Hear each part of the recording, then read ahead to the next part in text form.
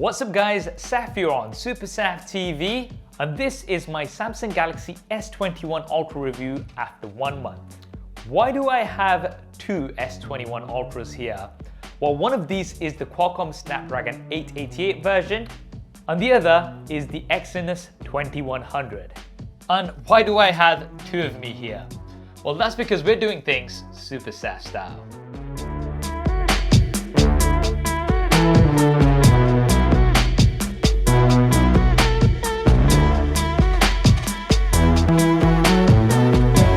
So, the S21 Ultra. If you've been following me on social media, then you'll know that I've really enjoyed using this over the past month. And I'm really happy with the way Samsung has taken feedback from us reviewers and customers over the past year and really brought lots of improvements from the S20 Ultra to the S21 Ultra. Now I'm going to be covering a lot of details, so this video is going to be pretty long, so I'll leave some chapters down below. But before you jump to a particular section, smash that like button for me. It'll help with the YouTube algorithm and it will help this video be recommended to more people. With that out of the way, let's start off with one of my favorite things of the S21 Ultra, and that is the display. Now I know you guys are going to say I say this for every new Samsung smartphone, but the Samsung Galaxy S21 Ultra has the best display on the market right now. In my opinion, it's sharp, it's vibrant, it's bright, and it's got great viewing angles. Not only that, this is the first Samsung smartphone where you can have Quad HD Plus resolution with a 120Hz refresh rate on at the same time. And that gives you maximum sharpness with maximum smoothness. So traditionally, Samsung devices that had a 120Hz refresh rate, you could only have that refresh rate at full HD. So I'm glad Samsung has finally brought this to the S21 Ultra, and it gives you an excellent viewing experience. Sure, the bezels are around about the same as the S20 Ultra, and we still have this punch out, but I kind of like this punch out. It allows me to do some fun, creative wallpapers.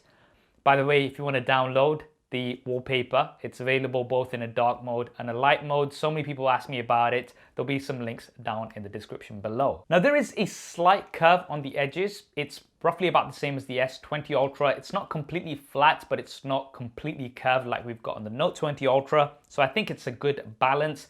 And we also have a great always on display. This is something that I really like from Samsung. Having that always on display means you can really see things at a glance. The other new thing that we've got this year is the 3D Sonic Gen 2 sensor from Qualcomm. This has a larger area and it's also faster and more accurate.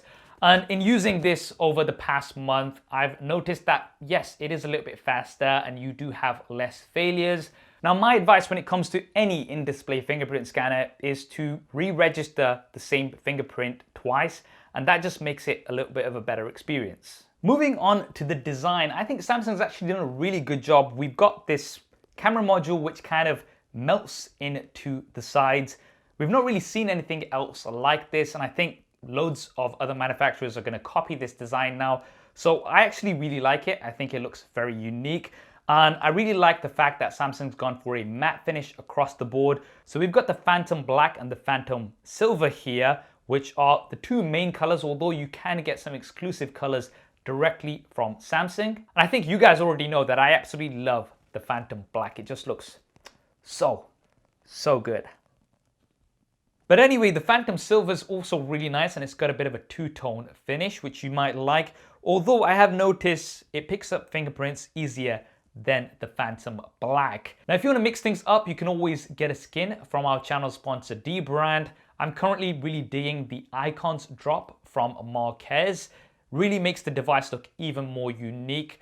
I'll leave a link to dbrand down in the description below. Now we do have IP68 water and dust resistance as expected, and we've got Gorilla Glass Victus both on the front and the back. Now this is very durable. I'm not somebody who does drop tests. I'm sure others have done drop tests, but generally speaking, Gorilla Glass Victus is very durable. Now let's move on to the cameras. And I think Samsung's actually done a really good job with the cameras on the S21 Ultra. There was lots of improvement needed on the S20 Ultra, and almost everything has been addressed here on the S21 Ultra. So I'm going to start with the ultra wide camera. It's great, takes excellent shots, great dynamic range. It can be slightly overprocessed, I find, in certain situations, but I'm confident that this can be improved with software updates. But the new thing for the ultra wide camera this time, which isn't on any of the other S21 devices, is the fact that it's got dual pixel autofocus. This allows you to focus in super close and get some excellent macro shots. Now, I'm not talking about those hideous 2 megapixel macro cameras that we see on so many devices. No, this is actually using the ultra wide camera, so you do get some very, very good results. The primary camera on the S20 Ultra, it did have some focusing issues. So Samsung, like they did on the Note 20 Ultra, have brought over a laser autofocus sensor, which definitely does help with autofocus. Now, this is the same size sensor as we had on the S20 Ultra, and this gives you some excellent images, lots of detail, and a very natural looking shallow depth of field. Now, one of the other issues that we had on the S20 and the Note 20 Ultra was that because you had such a large size sensor, if you are close up to subjects, things would start getting out of focus very, very quickly. So you might have a situation where part of what you want is in focus and the rest is not in focus. Samsung has also tried to address this with a focus enhancer mode. So when you do get up to 30 centimeters close to a subject, then it's gonna either automatically switch this on or you can put it on manually, and then it's gonna give you a lot more in focus, which really does help. And this year we have two zoom cameras. One is at 3 times and one is at 10 times. And the S21 Ultra has some of the best zoom on any smartphone. I like that they've got 3 as well as 10. So, you don't have to be at one extreme or another. You do have that range. And even up to around 30 times, you get some excellent, excellent results. Now you do have 100 times spice zoom. All right, it's called space zoom, but it's good compared to the S20 Ultra. Is it something that I'm going to use much? No. Having these devices for the past month, I've probably used the 100x zoom like 4 times, and that's been when I've been testing it. Okay, fair enough. You can take pictures of the moon. Everybody likes taking pictures of the moon for some reason. It's the same side. It's tidally locked to us. It looks the same every time. But anyway, you can take pictures of the moon and they do come out pretty good. But yes, if you love 100 times zoom on a smartphone, although this is not something that's amazing, it's the best on a smartphone right now. Now, one area where the S21 Ultra is not so good, in my opinion, is when it comes to portraits, the artificial bokeh effect. And with the 1 times zoom using the full primary camera, you can actually get some pretty decent results. But the problem is mainly when you go to the telephoto portraits. Now, I assumed Samsung would be using the 3 times zoom camera. The iPhone, for instance, uses the 2.5 times telephoto camera, and that gives you the equivalent of a portrait that you would get on a pro camera. The S21 Ultra doesn't do this. It doesn't actually use the telephoto camera for portraits. It just uses the primary camera and punches in. Now, this results in very, very soft portraits, which I am definitely not a fan of. And I'm hoping Samsung can actually change this and use the 3 times telephoto zoom for portraits, which I'm assuming would do better instead of just cropping into the main sensor. But yeah, if you are somebody who likes taking portraits at 2 times like I do, then the S21 Ultra is not great for that. And the selfie camera has also been improved. You have probably heard me rant about this for so many years. Samsung devices generally tend to make your selfies look super bright. So they will make your skin tones look very, very fair. I've never been a fan of this. Again, Samsung has listened to us. And now when you do open up the selfie camera, you'll have an option to go for either natural or bright selfies. I obviously went for natural selfies, and they do give you much more accurate skin tones. Now, the selfies are still a little bit on the softer side, I found, in comparison to some of the competition. I do think software updates may be able to improve this, but generally speaking, the overall camera package for photos is very good. When it comes to video as well, I'd say this is one of the best smartphones for video. We do have up to 8K recording. Now, 8K recording is there, but it's still something that I won't be using a lot. There's no stabilization at 8K, so the only way you'd be able to really use it is if you had it on a tripod. So yeah, it's there, it's nice to have. One improvement that I'm definitely happy about is the fact that we can now record 4K 60 frames a second across all of the cameras. Traditionally, on previous Samsung devices, you'd only be able to do 4K 60 from the primary as well as the selfie camera, but not the other cameras. So I'm happy that this is here. And yeah, overall, you get some excellent quality video from the S21 Ultra. There's also a pro video mode, which is nice to have. So if you are somebody who likes to tweak your settings and things, then that option is also there. Now, I want to move on to the whole Exynos versus Snapdragon debate. So I've had both of these devices over the past month, and I'd say I've had roughly equal time with my SIM card in each of these. The first thing that I want to talk about is the camera differences. So you might be thinking, how can these have camera differences when they've got exactly the same cameras, right? Well, the thing is, the chipset also has something called an ISP, an image signal processor. So when you take an image, it actually goes through this image signal processor, gets processed, and then goes to the smartphone, and the software then also plays a part. The good news is, in most situations, these are pretty much neck and neck. So primary camera, ultra wide, even in low light, I found these were very close. The one area where I did notice a difference was in the extreme zooms. I found that the Qualcomm Snapdragon version just gave sharper and cleaner results compared to the Exynos version. Now, I want to emphasize that this is at the extreme zoom levels, and I'm hoping that maybe Samsung can improve these with a software update. But apart from that, generally, the cameras were very similar. Now, let's talk about performance.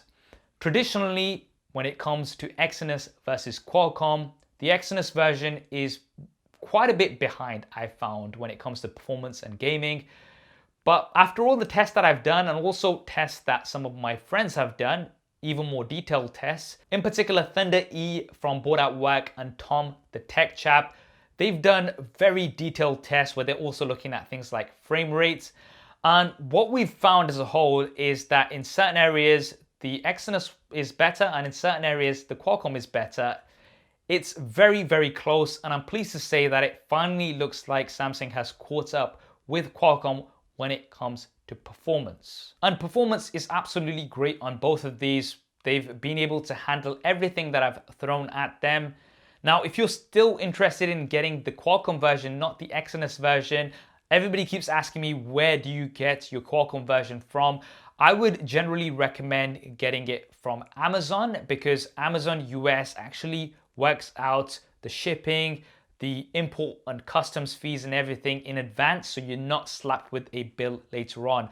I'll leave an Amazon link down in the description below. Now, another thing that generally has an impact because of the chipsets is the battery life.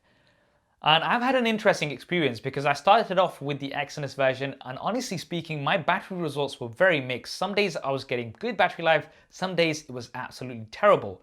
However, about a week and a half in, I got a software update, and then since the Exynos version has given me excellent battery life. The Qualcomm version, as soon as I've had it, it's been giving me very good battery life. I'm getting around about 6 hours of screen on time. This is me because I am a heavy user. It might differ to what you're getting, but in my experience, the battery life has been very, very good on both, and very similar as well, although the Qualcomm version might just get the slight edge. Now, Tom the Tech Chap has spent a lot of time actually doing a detailed battery test, and in his test, the Qualcomm version got around 20 minutes extra time, so we're looking at around about 5% extra battery life over the day. That's not as significant as what we've had previously. So again, generally speaking, I think either of these that you go for, it's not going to be that much of a big difference. Now, you may already know that the S21 Ultra no longer comes with a charger out of the box. I've ranted about this a lot in previous videos, so I'm not going to go on about that a lot more here. For me personally, it's been fine. I've got lots of other chargers at home, and I generally just use wireless charging anyway. Wireless chargers are very cheap, and they're also very convenient because when it comes to bedtime, I can just drop the phone on the wireless charger, wake up to it fully charged. And that's generally what I've been doing with the S21 Ultra. Now we also have reverse wireless charging. I have not used reverse wireless charging apart from filming this clip of B-roll, but nevertheless, it's there if you want to use it. If you do want to charge your buds on the back of the S21 Ultra, you can do that. Now let's talk about software. So we do have One UI, the latest version, and I generally really do like One UI. You've heard me say it before.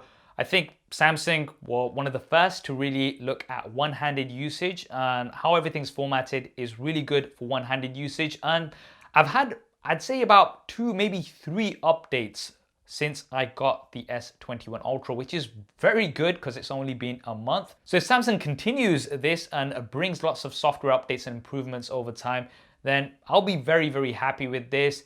And the speakers, we do have stereo speakers and they sound really, really good. Now, one new thing that we've got on the S21 Ultra, which we've never had on the S series before, is support for the S Pen. I like options, so I'm glad that this is here. However, there's a couple of things. So this isn't included, you have to buy it separately. And if you do buy it separately, realistically speaking, you're gonna have to get it with a case, because otherwise, where are you gonna really put this? Now, here's the thing. Here's one of the cases that I've got here. It's a really nice case, and the S Pen is tucked away here on the side, and you can use it whenever you like, and can be very useful. The only thing is, this is already a very big phone, and when you add a case to it, which makes the phone wider than it is, then I don't think it's the most comfortable device to use. Also, on this case in particular, when you do take the S Pen out, there's a gap here, so, you know, you can feel it when you're holding it. So I really don't think many people are going to be getting the S Pen. It might appeal to a very small niche, but if you are somebody who values an S Pen, I still think the Note series will be the better option for you. But I mean, it's a nice to have. If somebody really wants an S Pen with the S21 Ultra, you can get it now. Finally, I want to talk about the storage and the price. So you may already know that the S21 Ultra does not have a micro SD card slot. Samsung traditionally on pretty much all their S series devices has had a micro SD card slot. I think the S6 was an exception, but other than that, they've all had a micro SD card slot. Of course, if you're somebody who absolutely needs a micro SD card slot, then this is not going to be for you. But I think most people should be absolutely fine, and there's a good reason for that, and that is that Samsung is offering double the storage for just £50 or $50 more. On top of that, the S21 Ultra is coming in at a lower price compared to what the S20 came in at last year. And keeping those things in mind, I think a lot of people can just go for the 256GB option for a little bit more. That's what I would recommend. And I don't think you're gonna have that much of an issue with storage. Now, you can go all the way up to 512GB, but I think 256GB is the sweet spot. And that's the S21 Ultra. If you've made it all the way to this point of the video, as always, I absolutely love you. Thank you for making it here. As you can tell, I really do like the S21 Ultra. It's one of my favorite devices. I think Samsung's done a great job, and they've really ticked a lot of boxes for a lot of people. And if you are after the best from Samsung right now, this is the device to get. I would say this is the best smartphone of the year so far, although I know it's February, but I really think this sets the bar high for the rest of the smartphones coming in the year. That's what I think. What do you guys think? Do drop me a comment below. Let me know your thoughts. I hope you enjoyed this video and found it useful. If you did, then do hit that thumbs up button for me. And if you haven't already, then be sure to subscribe and hit that bell icon so you don't miss any future coverage. I'll leave some related videos linked here as well. There's an iPhone 12 Pro Max camera comparison versus the S21 Ultra. And I've also done a detailed hands-on comparison of this versus the Note 20 Ultra, which might be a good option for some people right now. Thanks for watching. This is Saf on SuperSaf TV, and I'll see you next time.